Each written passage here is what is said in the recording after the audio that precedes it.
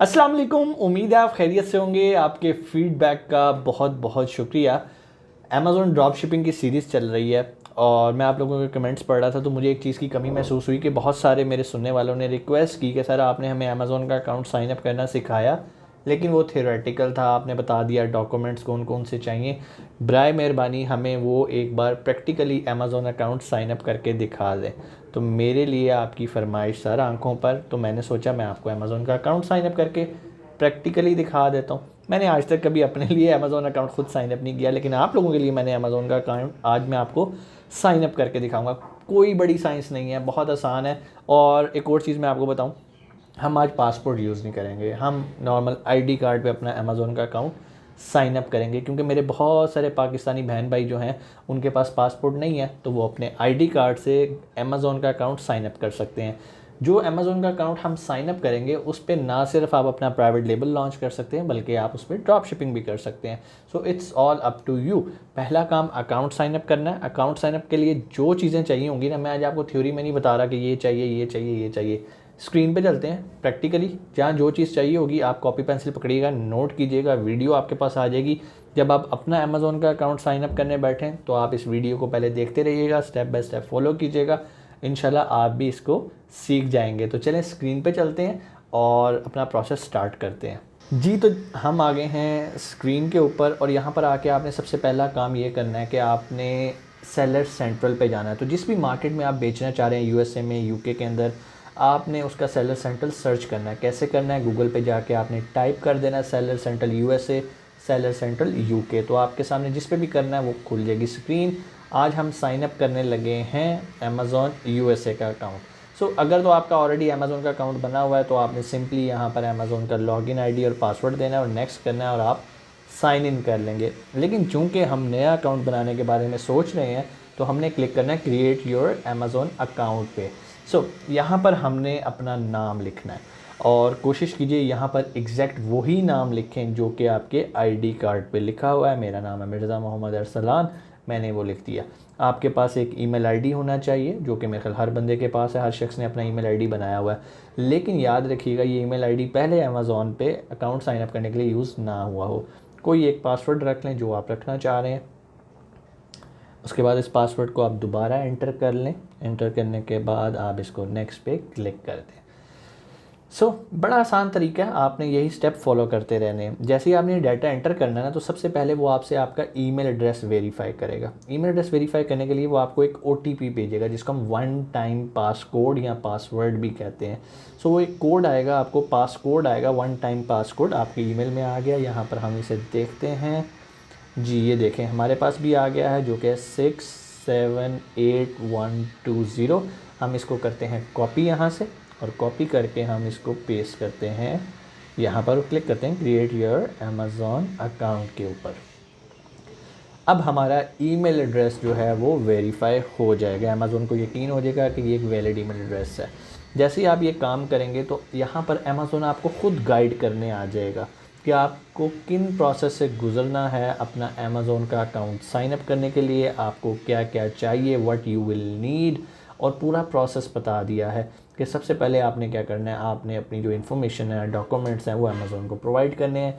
ये सारी तफसीलात इंग्लिश में लिखी हैं, आप वीडियो पॉज करके यहाँ से इसको रीड कर सकते हैं। जब आपने सारे डॉक्यूमेंट्स प्रोवाइड कर देने हैं उसके बाद ये आ जाएगा verify your submission, we will verify your submission. वो हमारे इन डॉक्यूमेंट्स को वेरीफाई करेंगे और उसके बाद वेरीफाई करने के बाद सेलिंग स्टार्ट हो जाएगी।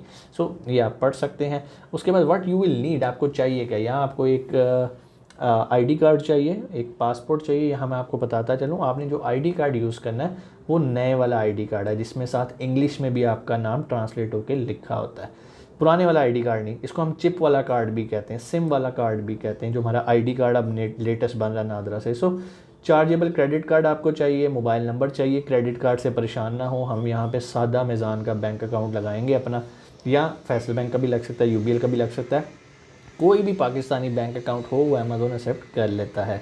रिसेंट बैंक अकाउंट और क्रेडिट कार्ड स्टेटमेंट, हमें अपने बैंक अकाउंट की स्टेटमेंट चाहिए। हाँ, जिन बहन भाइयों के पास अमेज़ॉन बैंक अकाउंट नहीं है उनके लिए प्रॉब्लम होगी। ये आप पढ़ लें।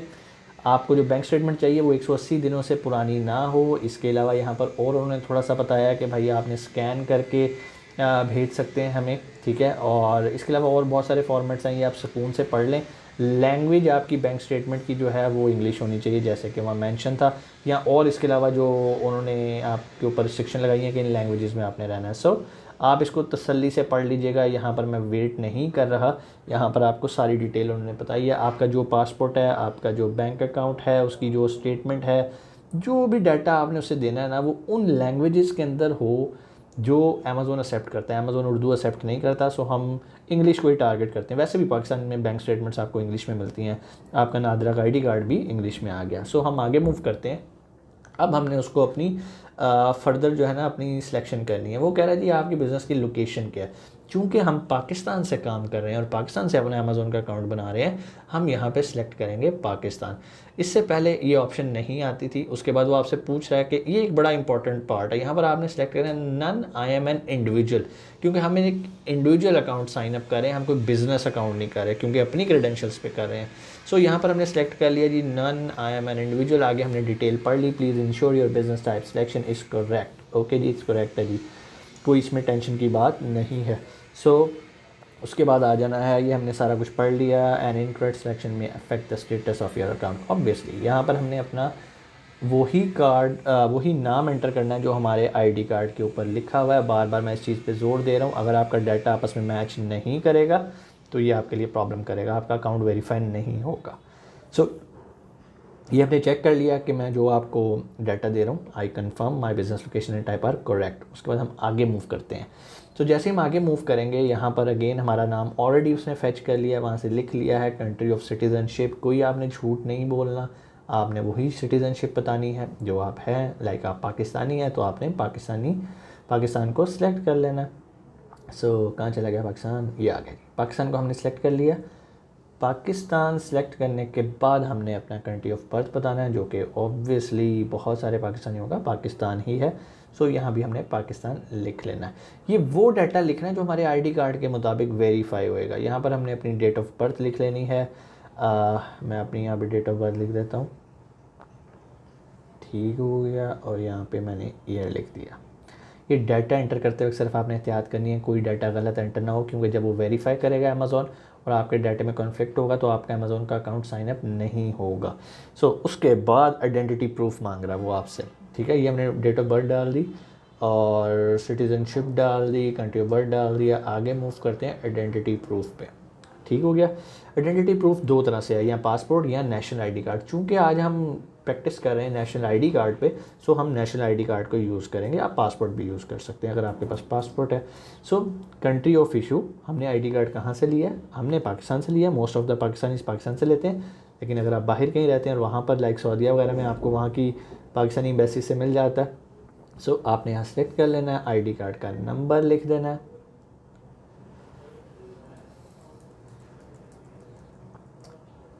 ठीक है जी, ये मेरा ID कार्ड का नंबर आ गया।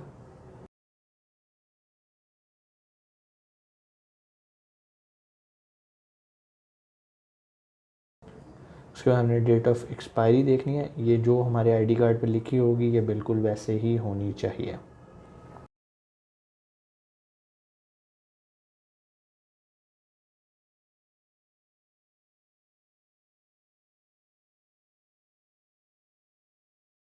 ये हमने एंटर कर दिया सारा कुछ।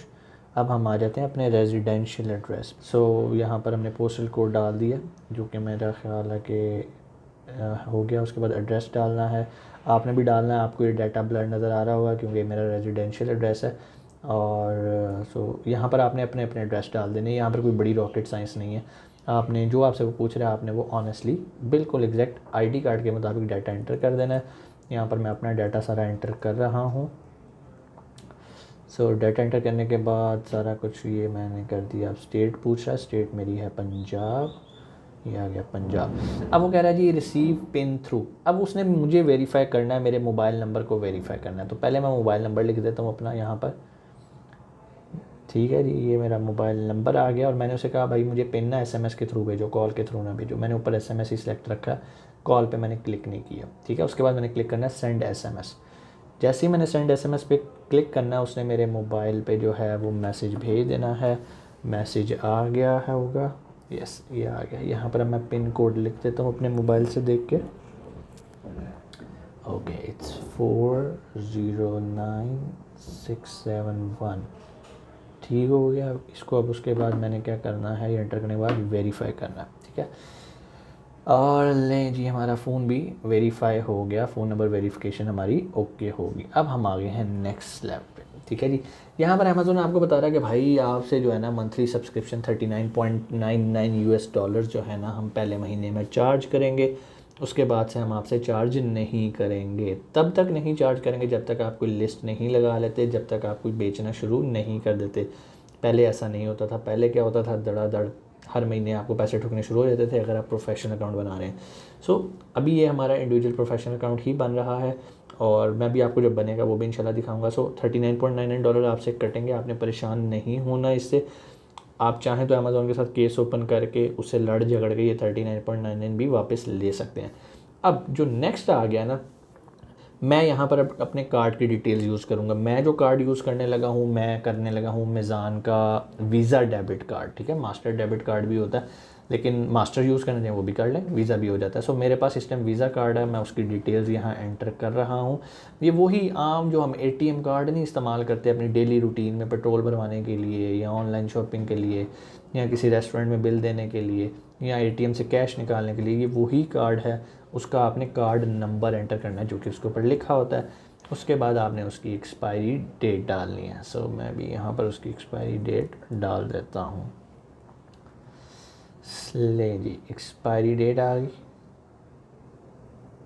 अब यहाँ पे पूछा है कार्ड होल्डर्स नेम। यहाँ पर एग्जैक्ट वही स्पेलिंग नाम के आपने लिखने हैं जो आपके जो ATM कार्ड है, जो डेबिट कार्ड है, वीज़ा डेबिट कार्ड, उस पर आपने लिखना है, वो आपने कर देना है। यहाँ पर ये नीचे भी एड्रेस जो है आपको नीचे बिलिंग एड्रेस एक लिखा हुआ आ रहा है, इसको भी जो है ना मैंने ब्लर किया हुआ है। यहाँ पर आपने वो एड्रेस लिखना है जो कि आपके बैंक वालों को जो आपने अपना एड्रेस दिया हुआ है, जो कि आपकी बैंक स्टेटमेंट के ऊपर होता है, उसको हम बिलिंग एड्रेस के तौर पे यूज़ करते हैं। यहाँ पर हमने पहले मैं कार्ड होल्डर का नाम लिख लिया, नीचे आए और ये ऊपर एक्सपायरी डेट भी आपने देख ली है। और ये सारे डाटा एंटर करने के बाद हम अब जो है ना नेक्स्ट स्टेप पे मूव करते हैं। बिलिंग एड्रेस का मैंने आपको बता दिया। बिलिंग एड्रेस जो आपकी बैंक स्टेटमेंट पे होगा आपने वो एंटर करना है। लो जी, जैसे ही नेक्स्ट आए हैं वो आपसे पूछ रहा है जी आप अपने अमेज़ॉन स्टोर का क्या नाम रखना चाहते हैं। आप कुछ भी रख देते हैं, मैं लिख देता हूँ स्मार्ट सेलर, ठीक है। आपके जहन में जो भी हो आप रख सकते हैं। अगर वो डिफरेंट है, जिस तरह मैंने स्मार्ट सेलर लिखा है, वो कह रहा है भाई जान है पहले तो ही बुक गया, मैंने इसके आगे 919 लिख दिया, आप 247 कुछ भी लिख सकते हैं। उसने कहा जी अवेलेबल है, मैं कहा चलो जी परफेक्ट, स्मार्ट सेलर 919, ये हमारे स्टोर का नाम बन गया, ठीक है। आप इसे बाद में चेंज भी कर सकते हैं, परेशान के। Do you have universal product codes, आपके पास UPCs हैं? नहीं है, आप कहेंगे जी नहीं है मेरे पास, ठीक है जी। आर यू मैन्युफैक्चरर और ब्रांड ओनर और एजेंट? ये एक ट्रिकी क्वेश्चन है। यहाँ पर आपने जो है ना फ़िलहाल नो कर देना, क्योंकि अगर आप डिटेल में जाते हैं येस या सम ऑफ देम में आते हैं हो सकता है, लेकिन अगर आप सम ऑफ देम भी कर देंगे तो उसमें कोई टेंशन नहीं है। चलो हम सम ऑफ देम कर लेते हैं कि कुछ प्रोडक्ट्स हम प्राइवेट लेबल करेंगे, कुछ जो है ना हम दूसरी तरह से सेल करेंगे। यहाँ पर एक मिनट, यहाँ पर हमने सम ऑफ देम पे क्लिक किया। उसके बाद do you own government registered trademark? No, हमने यहाँ पर भी नो कर देना है। अब आपके पास सामने स्क्रीन आ गई है। यहाँ पर आपने सिर्फ जो है ना चीज़ें वेरीफाई करनी है। आपने अपना नाम वेरीफाई करना है, डेट ऑफ बर्थ कर दी। अब जो सबसे इम्पॉर्टेंट आपका जो टास्क आ रहा है ना वो है नेशनल ID कार्ड डॉक्यूमेंट। यहाँ पर आपने अपना ID कार्ड अपलोड करना है, फ्रंट साइड और बैक साइड। बहुत सारे लोग क्या गलती करते हैं, वो देसी मोबाइल से फ़ोन से पिक्चर खींची अपलोड कर दी तो अमेज़ोन उसे रिजेक्ट कर देता होता है, ठीक है। बेहतर ये है कि आप किसी बाज़ार से कहीं से उसे प्रॉपर स्कैन करवाएं, उसकी फ्रंट साइड को, उसकी बैक साइड को, और यहाँ पर आके उस पर क्लिक करें अपलोड पे, अपलोड फ्रंट साइड। और ये मैंने क्लिक किया, कंटिन्यू किया, वो आपको गाइडलाइन देता है, ठीक है ना। तो यहाँ पर जाके मैंने अपना ID कार्ड जो है मैं अपलोड कर देता हूँ। ये फ्रंट साइड है मेरे ID कार्ड की, ये मैंने यहाँ अपलोड कर दी, ठीक है जी।